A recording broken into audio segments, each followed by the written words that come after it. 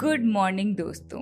Good morning कह लें, good afternoon कह लें, गुड इवनिंग कह लें, दिन के जिस भी हिस्से में आप ये पॉडकास्ट सुन रहे हैं उसके हिसाब से मेरी तरफ से ग्रीटिंग्स एक्सेप्ट कीजिए और इसमें जोड़ लीजिए आज की सबसे बड़ी ग्रीटिंग, और वो है ईद मुबारक की। सो यस, ईद मुबारक, बहुत बहुत ईद मुबारक। मुझे भी ईद मुबारक। मैं तो बहुत ही थक गई हूँ खाने पका पका के। और मेरे ख्याल में ईद की सबसे खूबसूरत बात यही होती है, नींद। इतनी मीठी नींद आती है ईद के दिन जो साल में कभी नहीं आती है। आई थिंक ईद की सबसे अंडररेटेड लेकिन सबसे बड़ी ब्लेसिंग होती है वो ईद वाली स्पेशल नैप, जो यखनी पुलाव, दही बड़े और एक बर्फी की डली, छोटी सी डली खाने के बाद आती है। पूरा का पूरा बॉडी सिस्टम शट डाउन हो जाएगा, लेकिन रीस्टार्ट जब होता है तो ऐसा लगता है कि आप बस दुनिया फतेह कर लेंगे। बस वो चाय मिल जाए आपको सोने के बाद, फिर ना आपको स्पा चाहिए, ना वेकेशन चाहिए। घर बैठे बिना एक पैसा खर्च किए वो इत्मीनान मिलता है। इत्मीनान यानी सुकून, स्टिलनेस और दिल के अंदर की वो ठंडक जिसे ना तो कोई ओवर थिंकिंग हिला सकती है, ना ही दुनिया का कोई केओस कुछ बिगाड़ सकता है। ये इत्मीनान जिस इंसान को अपनी गोद में बिठाल के थपकी दे देता है, जकड़ लेता है, वो आदमी क्या बन जाता है? मुतमईन। तो आज हम बात करने वाले हैं मुतमईन की, जो इस दुनिया का हर इंसान बनना चाहता है। Peaceful, satisfied.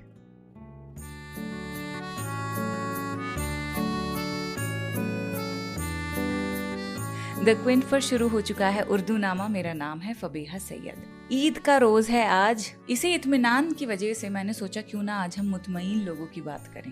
लेकिन मुतमईन बना कैसे जाता है, आज उसी पे हम गौर करेंगे। अख्तर शुमार का पहला शेर आपको सुनाऊंगी। लिखते हैं कि उसके नजदीक गमे तर्क वफा कुछ भी नहीं,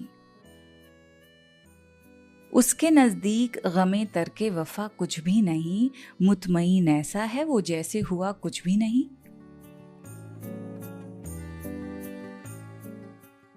एक अलग ही तरह की हार्ट ब्रेक की यहाँ पे बात हो रही है। उसके नजदीक गमे तर्के वफा कुछ भी नहीं। यहाँ शायर खुद मुतमईन नहीं है, वो तकलीफ में है, वो टूटा हुआ है। लेकिन जिस इंसान ने रिश्ता तोड़ा है उनके चेहरे पे एक सुकून है, एक ठंडक है, एक अजीब सा काम है। Not the peaceful kind but the disturbing kind to the शायर। वो इतना मुतमईन है, इतना पीसफुल है, जैसे कुछ हुआ ही नहीं है। जैसे जो हुआ है, जो ब्रेकअप हुआ है, उसकी कोई ग्रेविटी ही नहीं है। यही बात शायर को अंदर ही अंदर तोड़ रही है।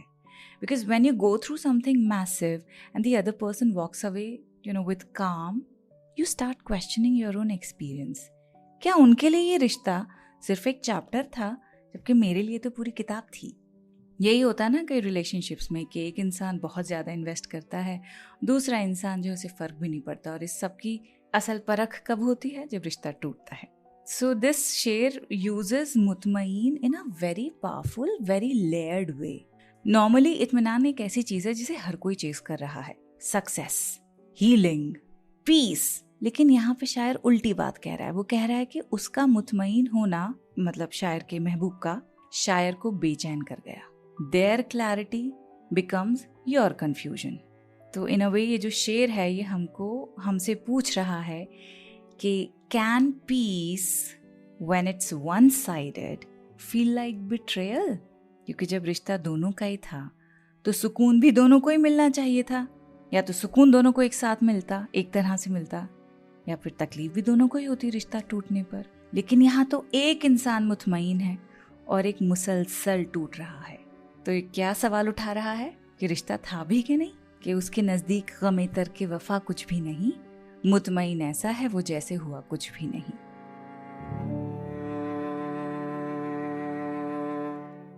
नासिर काज़मी का आपको अब शेर सुनाएंगे कि तेरे करीब रह के भी दिल मुतमईन न था, तेरे करीब रह के भी दिल मुतमईन न था, गुजरी है मुझ पे ये भी क़यामत कभी कभी। अंग्रेजी में अगर सुनना चाहते हैं तो शायद ये कह रहे हैं कि even while being close to you, my heart wasn't at peace. Even that being so close yet feeling so distant felt like a kind of apocalypse. अब जरा आप तसव्वुर कीजिए, you're right there with someone, physically close, emotionally invested, लेकिन फिर भी कुछ missing है। तेरे करीब रह के भी, ये जो लाइन है ना, ये मतलब दिल पे ऐसा लगता है घूंसा मार रही है और बहुत ही ज्यादा वाज़े तौर पे कह रही है कि physical nearness does not guarantee emotional connection. फिर उसके बाद आता है एक और घूंसा कि गुजरी है मुझ पे ये भी कयामत कभी कभी। एक ऐसी रुदाद है, मतलब एक ऐसा पहाड़ टूटा है जिसकी आवाज़ नहीं हुई है, जिसके टूटने पे धूल भी नहीं उड़ी है। ये बस ऐसा है कि पहाड़ जमीन के अंदर धंसता चला गया है। जब बहुत बड़ी ट्रेजेडी होती है लेकिन उसके असरात कहीं नहीं दिख रहे होते हैं, वो बहुत ज़्यादा जख्मी करती है कि जब आप रो भी नहीं सकते, किसी को समझा भी नहीं सकते कि आप पे क्या गुजर रही है। आपके साथ जाहिरी तौर पे आपका पार्टनर अच्छा है, सब बढ़िया बढ़िया है, लेकिन अंदर से जो खालीपन है वो आप कैसे एक्सप्लेन करेंगे। इसका इतना पावरफुल कॉन्टेक्स्ट है मुतमईन होने के लिए कि आपको समझा रहा है that sometimes not being at peace while being with someone is worse than being alone. It's a reminder कि जो रियल कनेक्शन है वो किसी के नजदीक होने से नहीं बनता है। It's about being felt, heard, seen, understood, held tenderly at an emotional level। इसीलिए बहुत सारी ऐसी शादियां, बहुत सारे ऐसे रिलेशनशिप्स होते हैं जो सिर्फ स्टेटस को के लिए होते हैं, लेकिन अंदर से खोखले, शैलो, एम्प्टी। अकेले रह लीजिए, गलत इंसान के साथ गलती से भी रहने की कोशिश मत कीजिएगा। आगे बढ़ते हैं, जॉन एलिया का आपको शेर सुनाएंगे।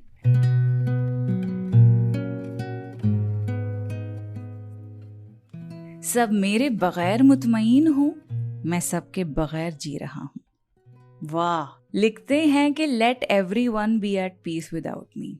सब मेरे बगैर मुतमईन हूँ because I too am learning to live without them. मैं सबके बगैर जी रहा हूँ। बहुत ही हैवी है भाई शेर ये, कि not just lonely but accepting. John कह रहे हैं कि मैंने तुम सबको आज़ाद कर दिया है, कोई गिल्ट नहीं, कोई बर्डन नहीं, कोई पाबंदियाँ नहीं। तुम मेरे बगैर खुश हो, ठीक हो, और मैं भी अब खुद से समझौता कर रहा हूँ। मुझे भी किसी से कोई एक्सपेक्टेशन नहीं है। दिस इज़ नॉट बिटरनेस, एक बहुत ही एक तरह का सरेंडर है जो एक्सपेक्टेशंस ख़त्म होने के बाद आता है। It's kind of a tired piece.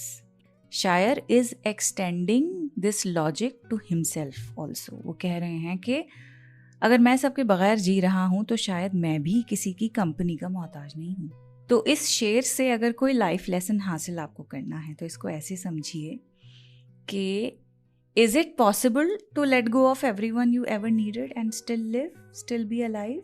तो शायर क्या कहता है इसके जवाब में कि yes, it is possible and it is happening with मी।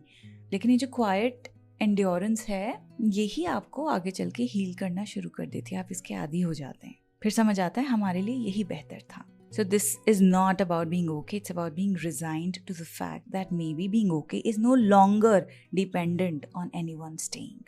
समझ आ गया ना? और बहुत बढ़िया एक्सप्लेन करती हूँ। कई बार तो मुझे लगता है कि ना थेरेपी सेशंस लेने चाहिए, मुझे पढ़ना पड़ेगा of course, but sometimes I feel कि अब वो पेशेंस नहीं है ना बैठ के डिसिप्लिन्ड होके पढ़ाई करने का। या हो भी सकता है 40 में तो आपको अकल आती है। एनीवे, मुनव्वर राना का आपको शेर सुनाएंगे। लिखते हैं, बिछड़ते वक्त बहुत मुतमईन थे हम दोनों।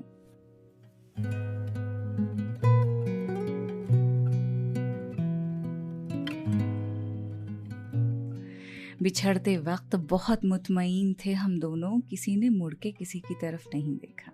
इसको अगर ऐसे समझें अंग्रेजी में पहले, तो शायर कहता है कि at the moment of parting, मैं ये करना स्टार्ट कर दिया मैंने कि अब जब मैं शेर पढ़ती हूँ तो मिसरा वाइज ट्रांसलेट करने की अपनी टूटी फूटी अंग्रेजी में कोशिश करती हूँ।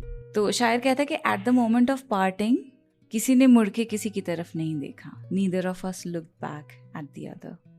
तो दोनों ही जो हैं, शायर भी महबूब भी, शायर कहता है कि दोनों ही उस वक्त मुतमईन थे। We both were at peace at the exact moment when we were parting veg.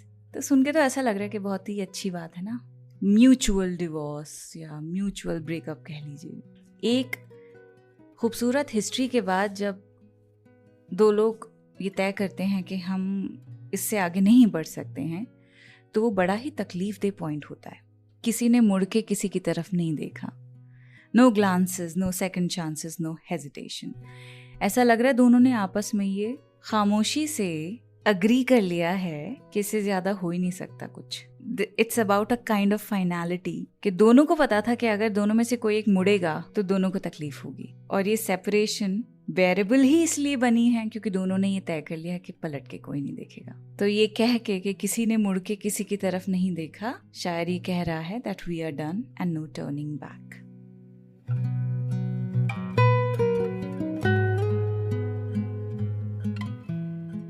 Munawwar Rana का ही एक और शेर सुना। लिखते हैं, वो मुतमईन बहुत है मेरा साथ छोड़कर, वो मुतमईन बहुत है मेरा साथ छोड़कर, मैं भी हूं खुश कि कर्ज मेरा भी उतर गया।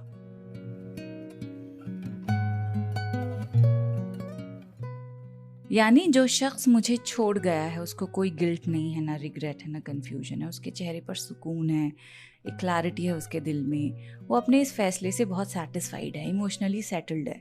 इसका मतलब ये भी हो सकता है कि उसने अपने एंड से क्लोजर ले लिया है, उसके लिए ये ब्रेकअप या अलग होना इमोशनल स्ट्रेस नहीं रहा है। और दूसरी लाइन में शायर अपने बारे में भी यही कह रहा है कि मैं भी हूँ खुश के कर्ज मेरा भी उतर गया। यहाँ शायर कह रहा है कि मैं भी अब खुश हूँ, लेकिन ये जो खुशी है ये रिलीफ वाली है, सेलिब्रेशन वाली नहीं। ये नहीं कह रहा शायर के वाओ ये खत्म, अब नेक्स्ट चैप्टर किसके साथ शुरू होगा, let's find out. No, he is not saying that at all. He is saying कि कर्ज मेरा उतर गया। यानी रिश्ते में जो जज्बात उसने इन्वेस्ट किए थे, उस इमोशनल एनर्जी का हिसाब अब बराबर हो गया है। तो मुझे ऐसा लग रहा है वन साइडेड है ये भी। पहला जो हमने एक शेर पढ़ा था बिल्कुल शुरू में, जो मैंने आपको सुनाया था अख्तर शुमार का, कि उसके नज़दीक गमे तरके वफा कुछ भी नहीं, मुतमईन ऐसा है वो जैसे हुआ कुछ भी नहीं, ये भी ब्रेकअप की बात थी। अब ये भी जो मैं आपको अब सुना रही हूँ मुनव्वर राना का शेर, ये भी ब्रेकअप के ही बारे में लग रहा है कि वो मुतमईन बहुत है मेरा साथ छोड़कर, मैं भी हूँ खुश के कर्ज मेरा भी उतर गया। तो यहाँ ऐसा लग रहा है कि एक तरह की इन्वेस्टेड एनर्जी थी जो कि अब शायर को लग रहा है कि हाँ अब मुझे हल्कान होने की ज़रूरत नहीं है। तो वो एक एग्जॉस्शन के बाद जो रिलीफ आता है ना कि okay fine this task is done, उसे फ़र्क नहीं पड़ता ना सही मेरी भी जान छूटी।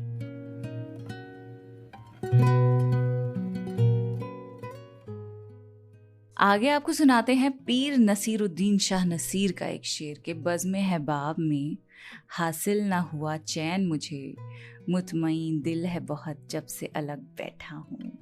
हम सब की कहानी है ये। यहाँ बज़्म अहबाब का मतलब है दोस्तों की महफिल या वो सोशल स्पेस जहाँ अपने लोग होते हैं आपके, जैसे आज के कॉन्टेक्स्ट में अगर हम समझे तो ग्रुप ऑफ फ्रेंड्स या सोशल सर्कल या इवन फैमिली गैदरिंग्स, यानी वो टिपिकल सेटिंग जहाँ लोग कंपेनियनशिप ढूंढते हैं, वहाँ रह के भी उसका इनर पीस मिसिंग था शायर का, कि बज़्म हबाब में हासिल ना हुआ चैन मुझे। सोशली प्रेजेंट था शायर बट इमोशनली एब्सेंट था। आगे लिखता है, मुतमईन दिल है बहुत जब से अलग बैठा हूँ।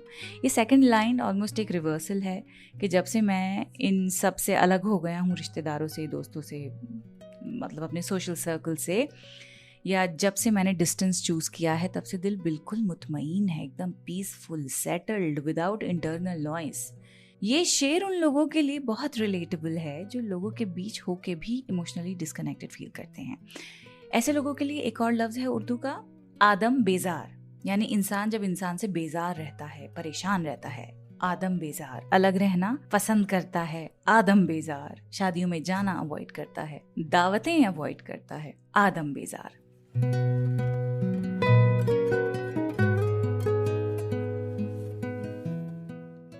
मैं काफी हद तक और बहुत वक्त तक आदम बेजार थी, क्योंकि भाई पुरानी दिल्ली में पले बड़े हैं, आए दिन की दावतें, आए दिन के डिनर्स एंड लंच और व्हाट नॉट, 7 दिन 9 मेले होते थे और मैं इतना उकता गई थी, इतनी बेजार हो गई थी कि मुझे अखलाक खत्म हो गया था मेरे अंदर से। एंड देन आई रियलाइज्ड कि मैं दुश्मनियां मोल नहीं ले सकती हूँ अगर मुझे इसी समाज में रहना है तो। और हमारी अम्मा को लगता था कि हमें पता नहीं क्या ऐब आ गया, हमारी तो शादी होगी ही नहीं। फिर हमारी मम्मी को भी समझ आ गया कि अलग रहने का मतलब आइसोलेशन नहीं होता है, इंटेंशनल सॉलिट्यूड होता है, कि अगर हम दूसरों से अलग होकर बैठ रहे हैं तो दीवारों में सर नहीं फोड़ेंगे, हम बैठकर कोई तामीरी काम कर सकते हैं, हम कोई प्रोजेक्ट बना सकते हैं, हम कुछ नहीं तो टीवी देख सकते हैं, अपने आप को एंटरटेन कर सकते हैं, वो भी तो कितना तामीरी काम होता है। तो हमारी मम्मी को जब ये समझ आ गया तो हमारी जिंदगी थोड़ी आसान हो गई। तो शायर को भी ये जो सॉलिट्यूड है उसने ऐसा सुकून दिया है जो उसे बज़्म में कभी नहीं मिला, महफिलों में कभी नहीं मिला।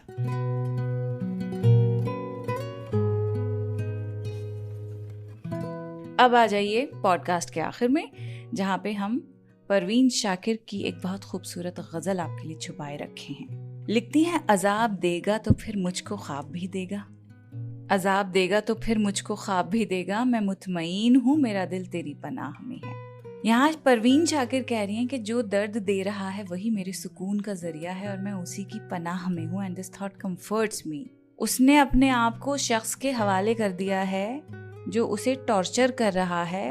हो सकता है उसको हर तरह की अजियत भी वो दे रहा हो, but she is at peace, fully vulnerable but peaceful. इसी तरह का एक शेर मुझे याद आ रहा है अहमद फराज का, रंजिश ही सही दिल ही दुखाने के लिए आप फिर से मुझे छोड़ के जाने के लिए। गज़ल बेहद खूबसूरत हैं, दोनों गज़लें भी, अहमद फराज की भी, परवीन शाकिर की भी, लेकिन बस आपसे एक इल्तिजा है, इसे पोइट्री के तौर पर ही समझिए, ज़िंदगी में अमल मत करिएगा इस बात को लेकर। मैं मुतमईन हूँ मेरा दिल तेरी पनाह में है। अगर इसकी स्पिरिचुअल इंटरप्रिटेशन से समझें तो ये भी तो हो सकता है ना कि भाई खुदा की बात हो रही हो यहाँ पे कि अजाब देगा तो फिर मुझको ख्वाब भी देगा, मैं मुतमईन हूँ मेरा दिल तेरी पनाह में है। कि खुदा अगर आपके दिल में ख्वाब डाल रहा है तो ख्वाब हमेशा एक पर्पस की तरफ इशारा देता है, और ग्रेटर पर्पस जो होता है वही आपका इश्क होता है, और कोई भी इश्क आसान नहीं होता है, यानी वो अजाब किसी ना किसी पॉइंट पे आके बन जाता है।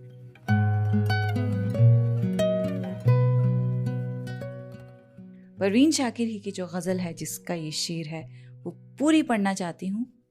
लिखती हैं कि दुआ का टूटा हुआ हर्फ सर्द आह में है। वाह, दुआ का टूटा हुआ हर्फ सर्द आह में है, तेरी जुदाई का मंजर अभी निगाह में है। तेरे बदलने के बावस्फ तुझको चाहा है, ये एतराफ भी शामिल मेरे गुनाह में है। अजाब देगा तो फिर मुझको ख्वाब भी देगा, मैं मुतमईन हूँ मेरा दिल तेरी पनाह में है।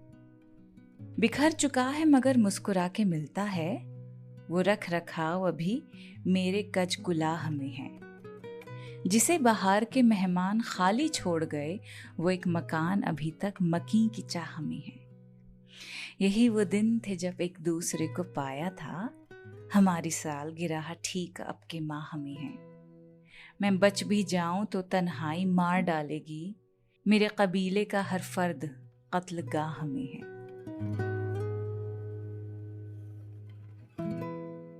अगले हफ्ते आपसे हम मिलेंगे इत्मीनान के साथ। Bye bye.